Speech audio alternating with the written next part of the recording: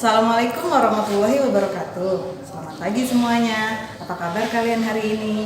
Ibu doakan kalian semua dalam keadaan sehat walafiat, dan yang sedang tidak sehat, Ibu doakan semoga kalian cepat sembuh. Sebelum memulai pelajaran, Ibu harap setiap hari kalian sudah sarapan ya, sehingga nanti pas lagi belajar kalian tidak lapar dan bisa menyerap pelajaran dengan baik. Sebelum memulai pelajaran, alangkah baiknya kalau kita berdoa terlebih dahulu ya. Kita baca bismillah bersama-sama. Bismillahirrahmanirrahim. Oke, sekarang kalian harus sudah siap antara buku tulis, buku tema 1, buku bahan ajar 1, sama alat tulisnya ya. Lambang dan dasar negara Indonesia. Di sini kita bisa melihat ada Garuda Pancasila. Nah, kita bisa melihat Garuda Pancasila di uang kertas berbagai macam pecahan. Kita bisa melihatnya di pojok kanan atas. Nah, kita bisa melihat gambar Garuda Pancasila di situ. Selain di uang kertas, kita juga bisa melihatnya di uang koin. Kalau di sini ada di uang 500 sama 200 rupiah. Ya, kita sekarang mempelajari tentang bagian-bagian pada Garuda Pancasila. Yang pertama adalah Garuda. Garuda Pancasila merupakan lambang negara Indonesia. Garuda Pancasila dirancang oleh Sultan Hamid II, lalu disempurnakan oleh Insinyur Soekarno. Garuda dipakai sebagai simbol negara untuk menggambarkan negara Indonesia sebagai bangsa yang besar dan kuat. Warna keemasan di burung Garuda menggambarkan kejayaan dan keagungan. Garuda memiliki sayap, paruh, cakar, dan ekor yang melambangkan tenaga dan kekuatan pembangunan. Jumlah bulu pada Garuda Pancasila menggambarkan hari, tanggal, dan tahun proklamasi kemerdekaan Indonesia, yaitu tanggal 17 Agustus 1945.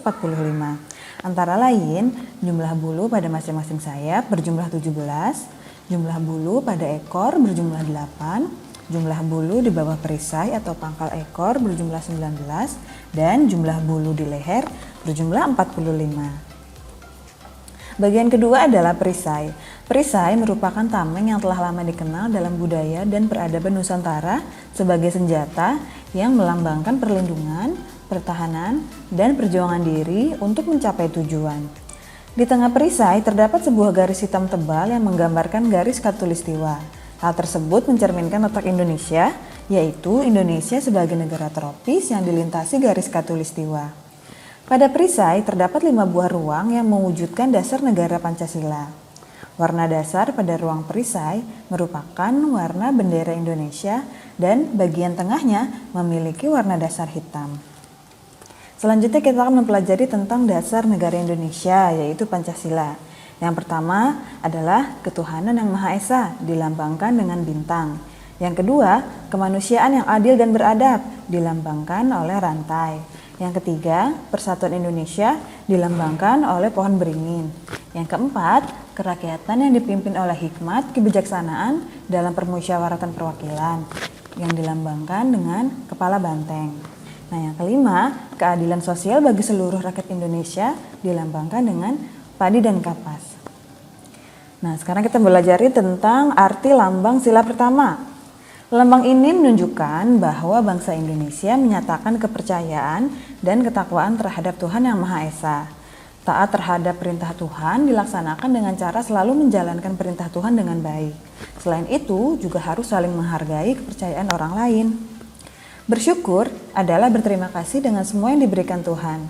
Sikap selalu bersyukur adalah salah satu contoh pengamalan sila pertama Pancasila. Berdoa juga menunjukkan sikap berterima kasih kepada Tuhan. Selalu berdoa sebelum dan sesudah melakukan kegiatan juga merupakan contoh pengamalan sila pertama Pancasila. Apakah kamu sudah termasuk siswa yang suka bersyukur dan berterima kasih kepada Tuhan? Semoga iya ya. Nah, sekarang arti lambang sila kedua. Sila kedua dilambangkan dengan rantai yang disusun atas gelang-gelang kecil. Ini menandakan hubungan manusia satu sama lain yang saling membantu. Gelang yang persegi menggambarkan pria, sedangkan gelang yang lingkaran menggambarkan wanita. Hal ini menunjukkan bahwa bangsa Indonesia sangat menjunjung tinggi nilai-nilai kemanusiaan, saling menghormati, saling menyayangi, dan juga memperlakukan manusia lainnya dengan baik. Saling menghormati, menghargai, menyayangi, dan tolong-menolong di lingkungan keluarga, sekolah, dan masyarakat adalah contoh pengamalan sila kedua Pancasila yang bisa kita lakukan. Sekarang arti lambang sila ketiga. Sila ketiga dilambangkan dengan pohon beringin yang berada bagian kiri atas perisai yang berlatar putih. Pohon beringin merupakan sebuah pohon Indonesia yang berakar tunjang. Sebuah akar tunggal panjang yang menunjang pohon yang besar ini dengan tumbuh sangat dalam ke dalam tanah. Hal ini mencerminkan kesatuan dan persatuan Indonesia. Pohon beringin juga mempunyai banyak akar yang menggelantung dari ranting-rantingnya. Ini mencerminkan Indonesia sebagai negara kesatuan, namun memiliki berbagai latar belakang budaya yang berbeda-beda. Berteman dengan siapa saja, bermain dengan rukun, tidak membeda-bedakan teman, mengikuti upacara dengan tertib, bekerja sama, memahami dan menerima perbedaan kesukaan setiap orang lain merupakan contoh pengamalan sila ketiga. Arti lambang sila keempat. Sila keempat dilambangkan dengan kepala banteng pada bagian kanan atas perisai yang berwarna merah. Lembu liar atau banteng merupakan binatang sosial, sama halnya dengan manusia cetusan Bung Karno, di mana pengambilan keputusan yang dilakukan secara musyawarah, kekeluargaan, dan gotong royong merupakan nilai-nilai yang menjadi ciri bangsa Indonesia. Diskusi atau belajar kelompok, musyawarah memilih ketua kelas, menyampaikan pendapat dengan baik adalah contoh sila keempat yang bisa kita laksanakan. Arti lambang sila kelima. Sila kelima dilambangkan dengan padi dan kapas di bagian bawah kanan perisai yang berlatar putih. Kapas dan padi mencerminkan pangan dan sandang, merupakan kebutuhan pokok semua masyarakat Indonesia tanpa melihat status maupun kedudukannya.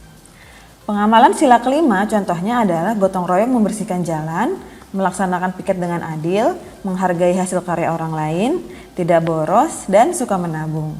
Apakah kalian suka menabung? Ya. Sekarang bagian-bagian pada Garuda Pancasila yang ketiga. Ini adalah pita yang bertulis semboyan Bhinneka Tunggal Ika. Sehelai pita putih dengan tulisan Bhinneka Tunggal Ika berwarna hitam dicengkram oleh kedua cakar Garuda Pancasila. Semboyan Bhinneka Tunggal Ika merupakan kutipan dari Kakawin Sutasoma, karya Empu Tantular yang bermakna meskipun berbeda-beda, tapi pada hakikatnya tetap satu kesatuan, walaupun Indonesia memiliki perbedaan kebudayaan. Sebagai warga negara yang baik, kita tetap harus selalu bersatu dan tidak mudah terpecah belah. Hal ini merupakan pengamalan sila yang ketiga.